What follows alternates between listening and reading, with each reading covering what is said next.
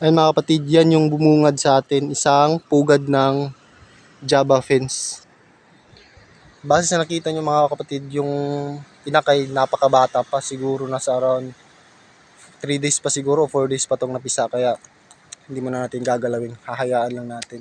Bibigyan natin to ng mga around 10 days siguro para mas ma-develop pa nila yung mga feathers nila. Pag na-develop na yun, pwede na natin silang kunin para i-hand feed, para gawing breeders natin, para makapag-produce tayo ng ganitong klaseng ibon. So yun lang mga kapatid, magbibigay tayo ng update sa ibon na to sa susunod na week. So yun lang, peace out.